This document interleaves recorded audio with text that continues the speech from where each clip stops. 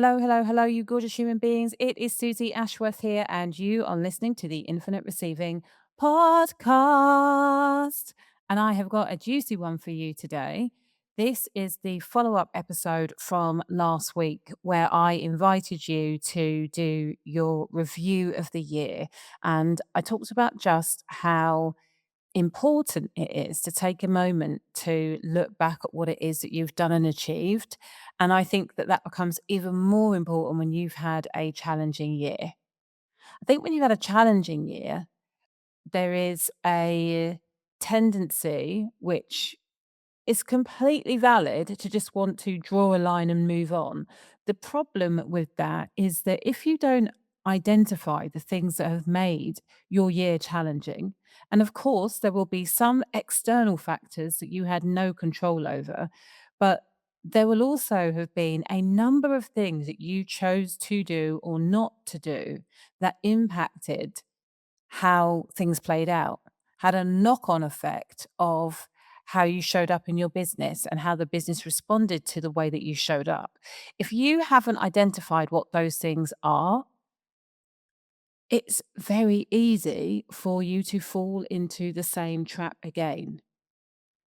So, if that was the only reason why you were to do a review, it would be the best reason. But the second reason for you to revel in doing a review, particularly if you had a difficult year, is that I make you ask yourself, what are you celebrating? I make you look at what the successes were because it's really easy to skate over those things. And actually, when you're able to say, oh, in January we did do this and that was pretty good, all of a sudden your horrendous year maybe wasn't as bad as what you thought it was because you took the time to review.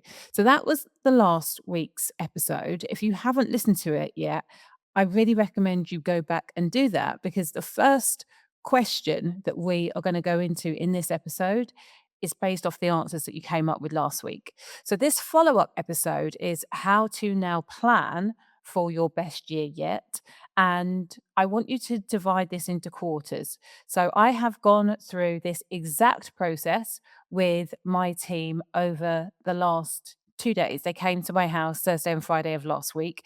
And episode one, or last week's episode, is what we did on day one. And then what we are doing today on the pod is what we did in day two. And I left those 2 days feeling extremely tired and extremely excited because of the level of focus that we were able to bring to the sessions. And I now just feel like, yeah, I've got a lot to do, but it's all in a very clearly defined focus direction. And that is what I want for you. So, based on the answers that you got from last week, my question for you is what are your three biggest strategic priorities for the quarter? What do you really know you want to nail in the first 90 days of this year? No more than three things, please. And if you want to really drill down, you could be super bold and just pick one thing. I think as solopreneurs, as many of you are, or people with very small teams, it takes a huge amount of discipline and courage, I think, to just focus on one thing. I'm not there yet, and that's okay. Three things is great. So, what we identified were the three biggest strategic priorities for the quarter. So that's your first question. And then I want to ask you, if you were to move forward with these three things meaningfully, what would it make easier in the rest of your life? How would the rest of your life change if you move forward with these three priorities meaningfully? This is a subtle way of asking the why question. Why is it important for you to get your head around these things? So, what are the three things that you're going to focus on? And then if you were to move forward meaningfully, what would it make easier in the rest of your life? What might be more appropriate is for you to say the rest of your business. For us, what we did was identify what would need to happen in order for us to be really proud at the end of the year.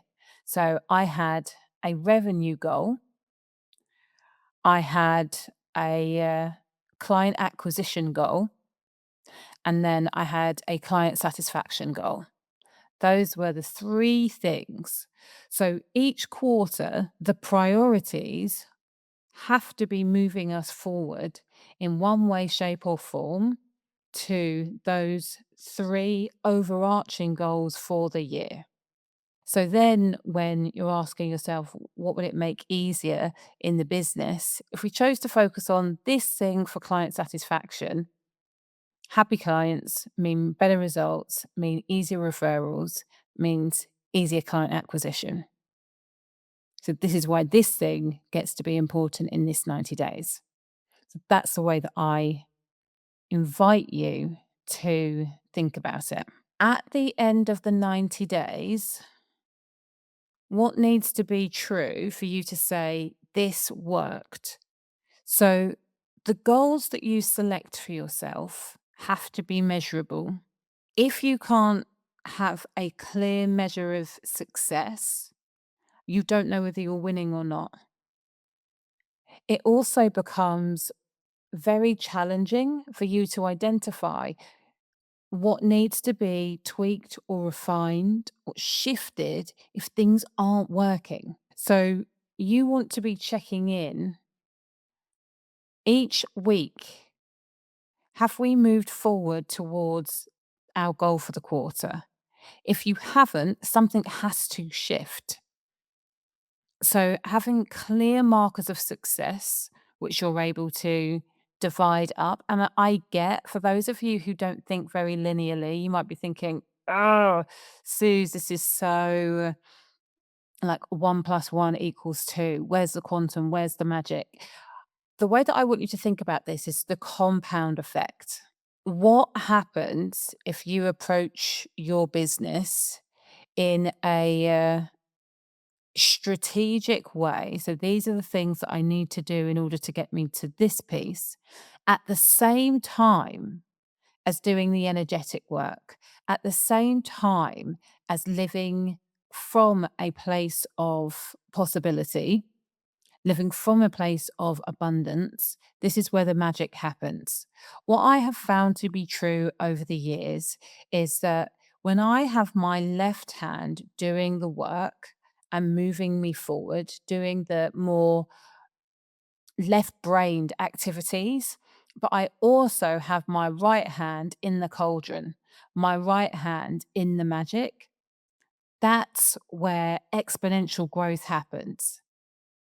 How we took ourselves from 420 to 1.2 million to 2 million is by left hand doing the strategic things, launching regularly, increasing my rates, making sure that I had a program that was scalable and deliverable.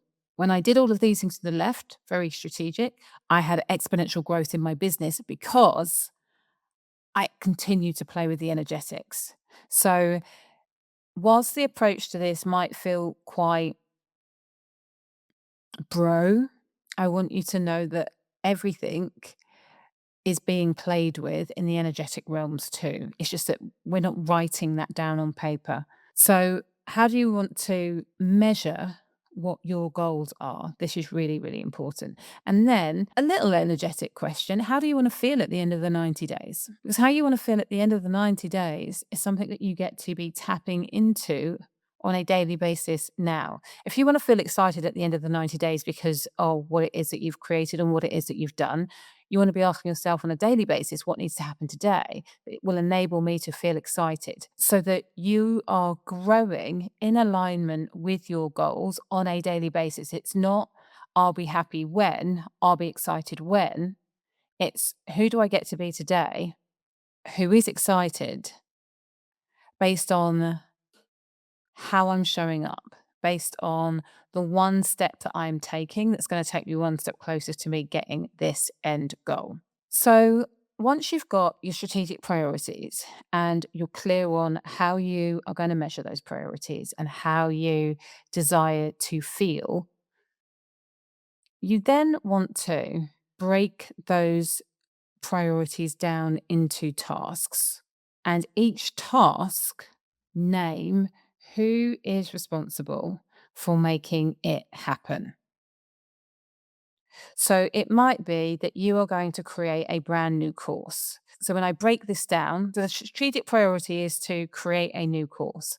So what do I need to do? I need to research, outline, record, and create.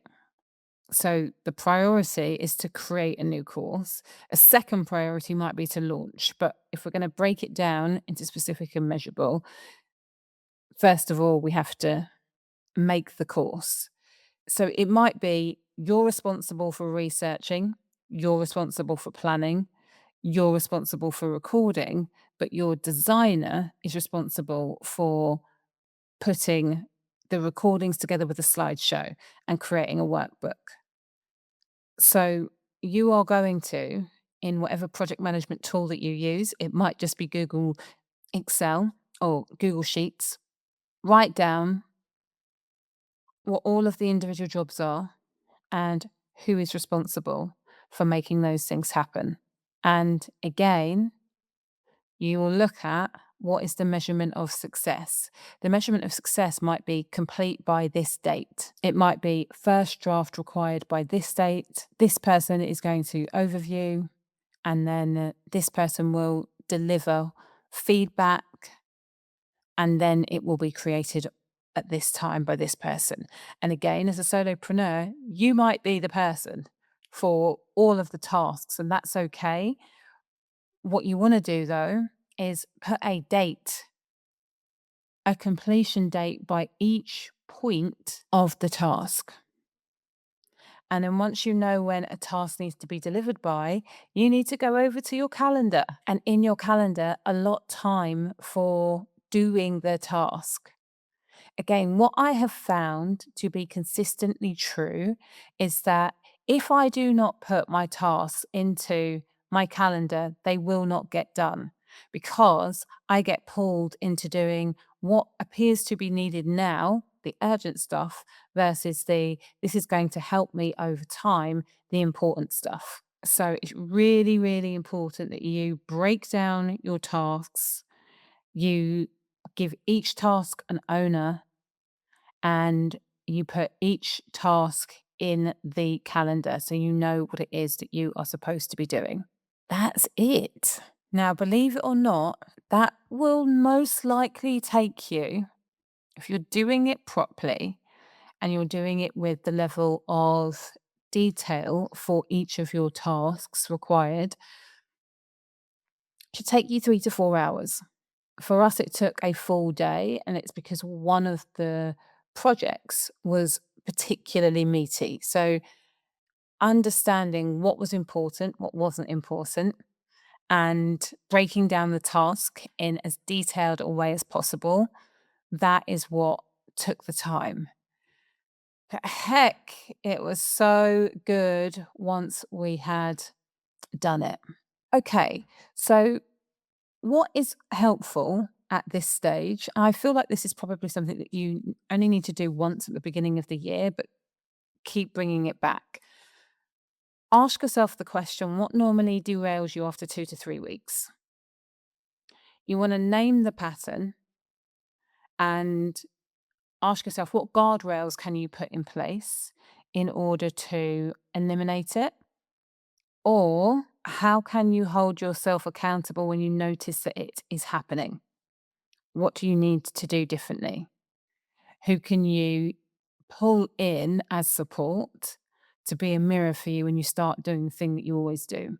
So, what we're talking about here is increased self awareness. You can also ask yourself what boundary needs to be set in place to protect your momentum. So, for me, I've deleted all social media from my phone, including YouTube. And that is going to really serve me when I think about the amount of content that I've got to create in the next 90 days. And then What are you willing to do when this no longer feels shiny and exciting? Because I can guarantee about a week after you've written this, it's going to be really easy for you to be like, what did I say again? Like, why was this important again? So what are you going to do then? Having your support team in place, super helpful. So who needs to know about your 90-day focus and just deciding what type of support, help, accountability, encouragement is going to make the biggest difference to you. I hope that this has been super helpful for you. I would love to hear what it is that you are focusing on for the quarter. Feel free to DM me over on Instagram. Even though I've deleted social media from my phone, I will have my regular check ins on my desktop. So do not fear, it will be me and I want to hear. And in the meantime, please remember that faith plus action equals miracles.